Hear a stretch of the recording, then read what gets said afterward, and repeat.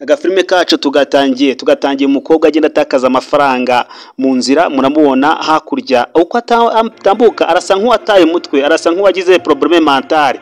Uko atambuka arimo aragenda azungera, ariko hakurya hari umuntu umubonye umugira neza, ahamagara polisi, aravuga ati hano hari umuntu utakaje amafaranga ariko yata ku buryo budasobanutse, polisi mutabare.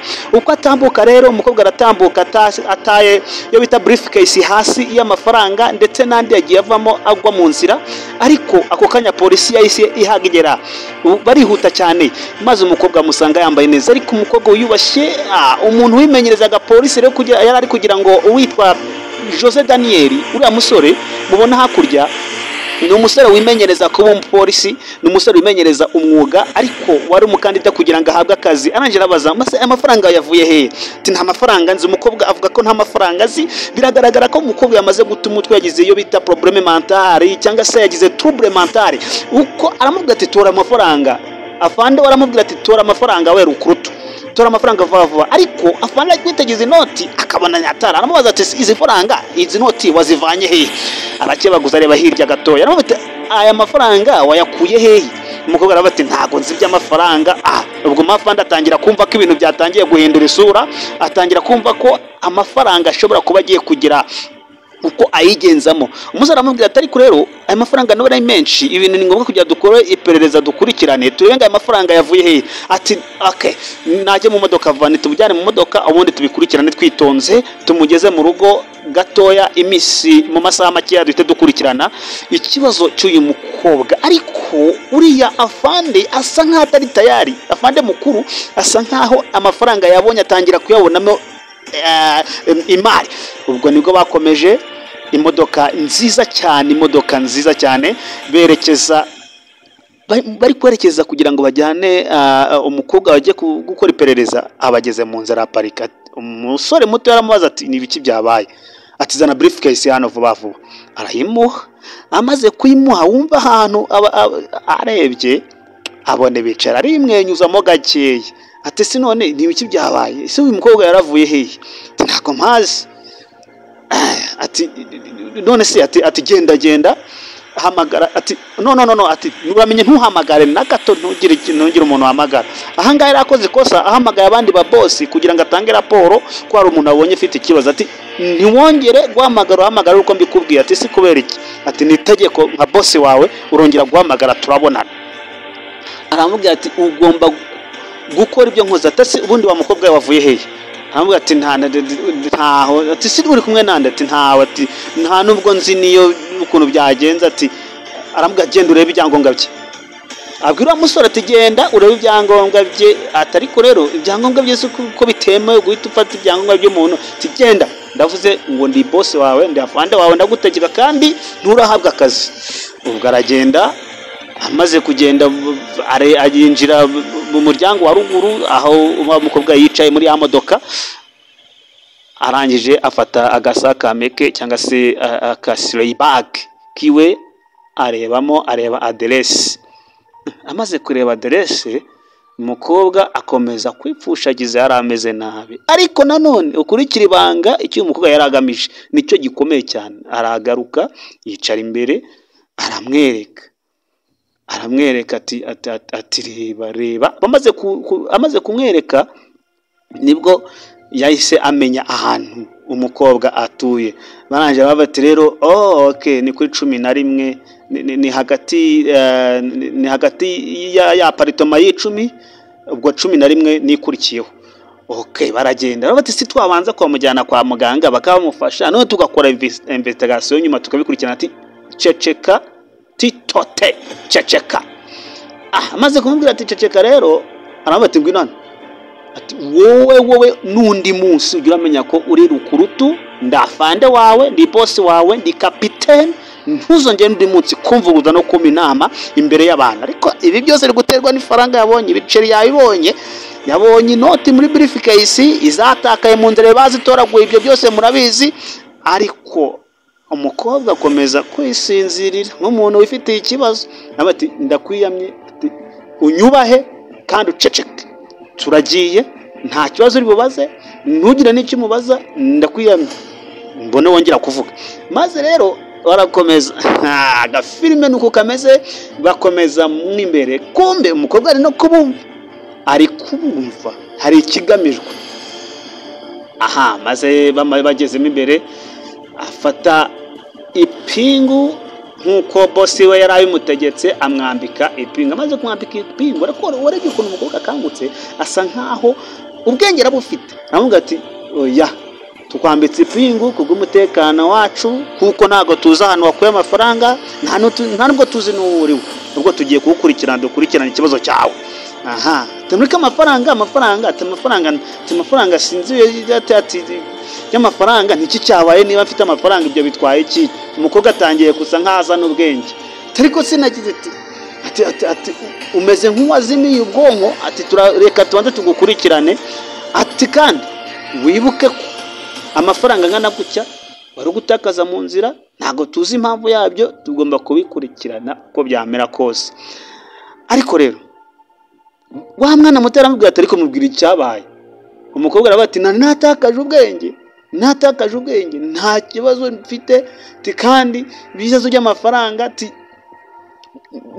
amafaranga nayanjye, ni company nkorera, kandi iyi company nkora njyewe nifitiye, ntabwo ari company iciritse yinjiza amafaranga, mumfashe rwose, mureke nikorere akazi kanjye, mureke nikomereze nkore ibintu byanjye. Noneho ubwo barakomeza nibwo bakomeje bafata imodoka. Bamaze gufata imodoka barerekera, gafilime nukomeje kugenda, barerekera, nibwo baje bagera kwa Ariandra, kuri wa mukobwa. Bamaze kugera muri rwarwo rwa Ariandra, imodoka nk'ibisanzwe barasohoka, aramubwira ati rero wowe sigara mu modoka, njyewe njyane n'uyu mugore, sigara mu modoka njyane n'uyu mugore, ndashaka kumenya amakuru y'ibintu byose, ndashaka kumenya uko situation imeze. Aha, barinjira. Bamaze kwinjira, Ariandra wa mugore cyangwa se wa mukobwa wari usa nkaho yagize ikibazo cya trouble mental, ikibazo cyo mu mutwe cyo gutakaza ubwenge, araza. Ariko wa mukobwa asigaye kugana nawe, atariko rero wa musore we, nakubonye ariko amaso yawe ari kugaragaza ko udafite ubushake bwo guharanira icyiza. Kuki mutavugira abakene? Kuki mutavugira abantu bababaye? Kuki murenganya abantu gutya? Wowe wa musore we, nubwo uri kugerageza kugira ngo umubwire areke gukora amakosa, ariko ntago bihagazeho, baseriye. Akazi kawe nibo kajyamo baseriye. Atariko rero wibuke kuri arafande wanjye, turegera mbigire, nta fande wanjye nabuze uko nabigira, namuje nambwiye ngo tujye muri investigation, yabyanze. Na fande nta kindi kintu narenzaho, atariko ugomba gutanga raporo ku bakuru bakuru bawe, ati tanga raporo ku babakuriye, hamagara bakuriye, babwire baze bakurikirana ikibazo cyanjye, kuko ntago byumvikana ko arafande yawe wawe, ntibisobanura ko utamfasha, kuba arafande. Arangije aramubwira ati hamagara abagukuriye, mumfashe ibintu, kuki mutagira mutarenganura abantu, kuki mugira ibintu byo kurenganya abantu bite?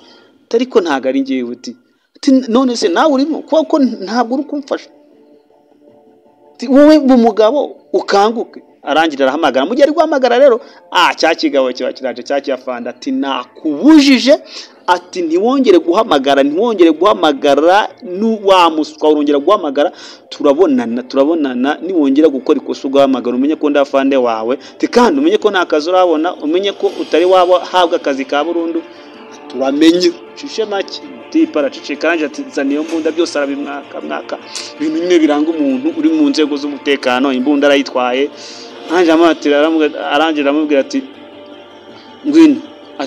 ngwino, afande ahamagara wa mukobwa Ariandra, amujyana mu gipangu cyiwe. Ariko mujyana mu gipangu cyiwe, yabanje kureba ko byose bifite umutekano, nta muntu ari busange, mukumva afite gahunda yo kumwiba no kumurenganya. Amaze kumukuramo amapinga, aramubwira ati sinone urashaka iki? Ndashaka kujya tugira ibyo dusezerana.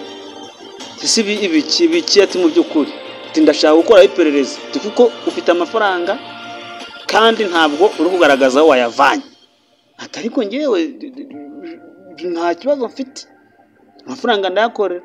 Ati ngewe mfite umuntu dukorana mu patina wanjye, uwo muntu dukorana rero kuba mwabonye ameze kure yanshiriye ibyo kurya afashe ibintu aterekamo, ariko nibyo ntabwo mbyumva kamemo, ubwo nagutanga bakagufunga kuko amafaranga ntabwo ibintu bisobanutse. Ariko se none niba nagize amafaranga uragira ngo bikiye kibazo, urashaka iki bundi, ni iki wifuza? Ati mbwira ikintu wifuza maze ngikore. Ati amafaranga yanjye urihansubiza. Abitekereza ariko urumva ati ntushake kuntera ubwoba. Ariko oya ati none se kari umuntu dukorana wanshiriye uburozi mu biryo bikaba byanteje ikibazo. Umusore abitekerezaho nawe aho yasigaye mu modoka, ati umukobwa wasanga ari mu kaga. Aranje abati umukobwa wambwiye amagambo nawe ngiye kwikurikirana. Aravuga ati sobanurira ukuntu ibintu byatangiye n'ukuntu yagushiriye. Bakimara kuganira, bari kuganira aho ngaho wa musore baraje, akimara kuza gatoya ati rero afande, ati ntago ko dukwiye gufasha abaturage pe, ibintu ukuntu gufasha mu muturage, ibintu uri gukora ntago ari ibyo habe na gato. Maze rero avuga ati muha amafaranga ureke twigendere, cyangwa se dukore investigation tuyikurikirane, tumukurikirane tumenye ikibazo. Ati ntunyegera, turamenye ntunyegere n'undi munsi ntuzakora ikosa na rito. Umukobwa ababonye n'imbunda zirimo, handi uwo mukobwa afite ibanga, afite n'icyo agamije, aramuhereza amapingu ati hubwo kubw'iyo mpamvu kuko ndi afande yambika iyo pingu, iyambika ayo mapingu vuba ntongere kugira icyo uvuga rukuruto we kadogo. Ubwo sibwa musuzuguye imbere y'inkumi, aramusuzuguye imbere y'inkumi. Ibintu abantu bakunda kuba iyo bazamuwe mu byiciro, tambuka sevo, aratambuka kimva imbere, kitoka kimva imbere. Maze rero bati rero reka tujye tuganira, mwicaza ku ntebe ku ntebe zo mu ruganiro. Bamaze kumwicaza ku ntebe ati rero ati umukobwa aramubwira ati umusore aramubwira ati amakufuti yawe tujye umenya uwo uriwe, ntacyo uvuze, nta n'agaciro ufite, ariko uburenganzira bwa buri muntu ugomba kubahirizwa. Ati no, ati uratekereza ko ngewe ugomba kuntegeka se, cyangwa ugiye kwingisha uburenganzira bw'umuntu? Ati wowe noneho ngwino tuganire mu ibanga, ngwino tuganire ahantu hiherereye, tujye ibyo twivuganira, tuvuganireho gatoya. Ubwo noneho baraganira, bakomeza kumubwira ati rero ngewe amafaranga, ati ngwino tuganire mu ibanga. Tayari baragiye, azana amafaranga. Azanye amafaranga, ayo mafaranga rero ni yandi ari muri briefcase. Wibuke ko bayayore barafite, aramubwiye ngo zana nandi kuko hari ayo nabonye, kandi koko rero yabonye muri envelope, akiyongera kuri ya briefcase. Amafaranga rero aryo, amafaranga ni mabi. Agakomeza kugenda yihumira bate maze rero amafaranga ni menshi, ufite amafaranga menshi ku buryo budasobanutse.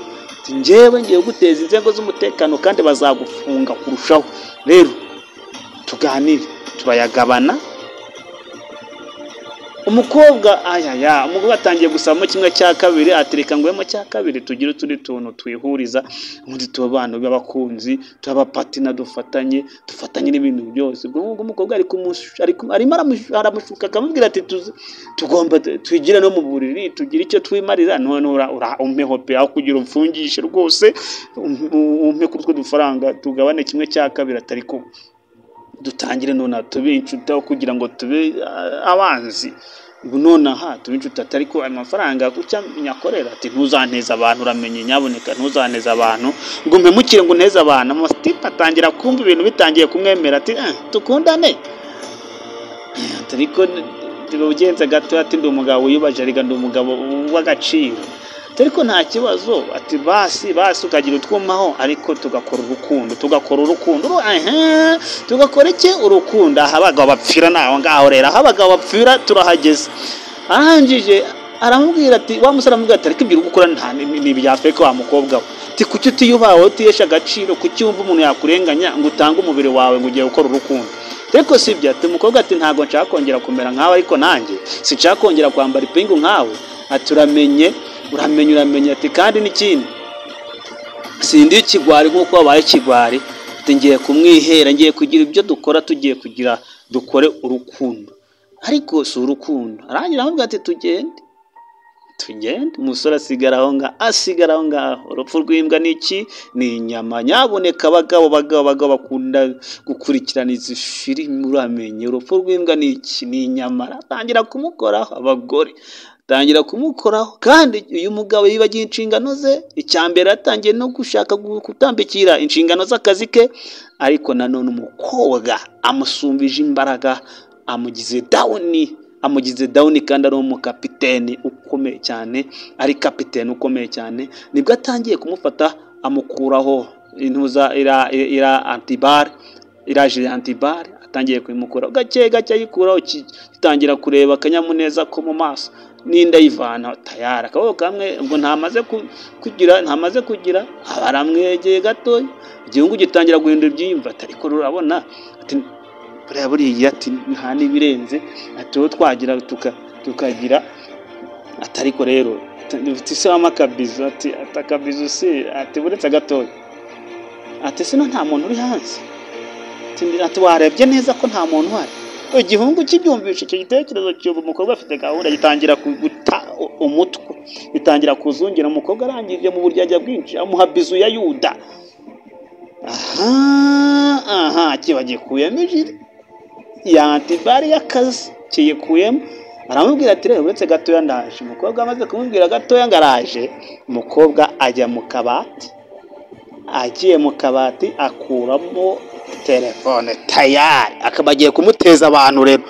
Arangije arahamagara ati muze mu ntabare, ati ya operasiyo aho igeze itangiye gucamo umubanguke.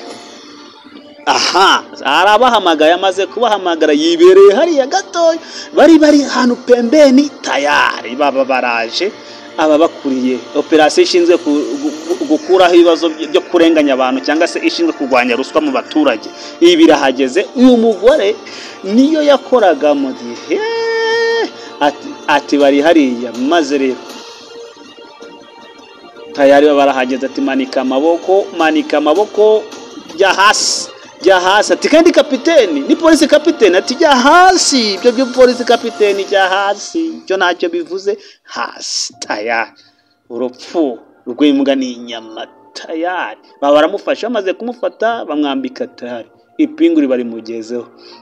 Polisi kapiteni tayari, bamakubise ipingu rimaze kumugeramo, baragifata, bafata cya kigabo bamusohora hanze, kuko yari amaze igihe kinini ngo bamukurikirana ku bijyanye no kurenganya abantu, kwaka ruswa ndetse n'akarengane. Kandi uyu mukobwa akuriye department ishinzwe kurwanya ruswa ndetse n'akarengane. Navuga ati ati n'ubundi ati kugufata rega biroroshe, ati wowe nari maze igihe kinini gukurikirana, ngomba kujyana muri prison. Ati kana gategwa neza, ati yego, ati sawa, aturame mukira umugome uri umurozi.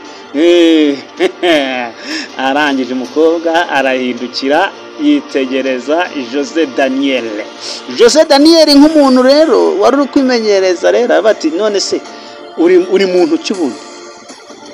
Ati ngewe, ati nge nshinzwe kurwanya ruswa n'akarengane, ati niyo division nkuri.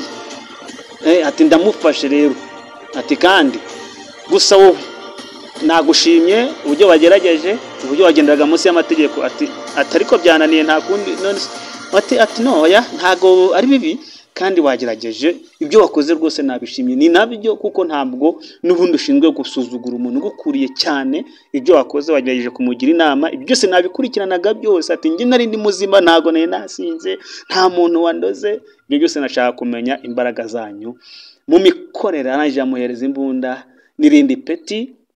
Iryo peti ravati Jose Daniel, uri umuntu w'umugabo, atakira igikoresho ujye ukoresha, atakira n'ipeti, nurangiza urutereka aho ngaho.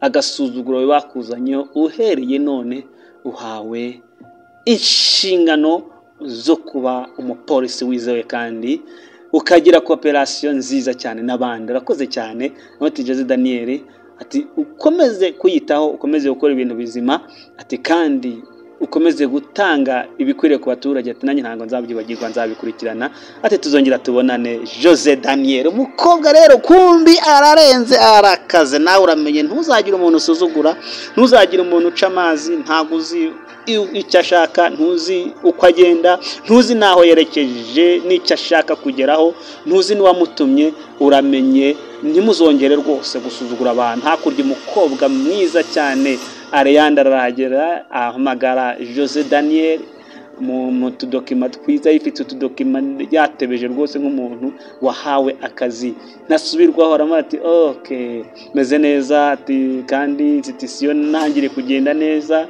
ati kandi nawe uri umuntu w'umugabo kandi ukora ibintu byiza, ati turi kumwe uhereye none tugiye gukorana, uri umuntu w'umugati. Murakoze cyane rwose, ibintu ntabwo nzabyibagirwa, nta nubwo nzongera kubatenguha, nta nubwo nzongera kuba umuntu w'imbwa, ntabwo ntabwo nzabyati. Nta kibazo ndakwizeye, ati kandi uri umuntu w'imfura, ati narabishimye cyane, nshima imikorere yawe, nshima ukuntu ukora, komerezaho, uri umuntu w'umugabo. Arangije yinjira mu modoka ye, amaze kwinjira mu modoka ye aramusezera, tayari imodoka arayatsa. Noneho Jose Daniel nawe amaze kuvugana na boss, nawe asubira mu nshingano, aritahira nk'umuntu wahawe inshingano nshya kubera kugaragaza ubunyangamugayo ndetse n'ubudahemuka. Inshuti zanjye namwe muramenye.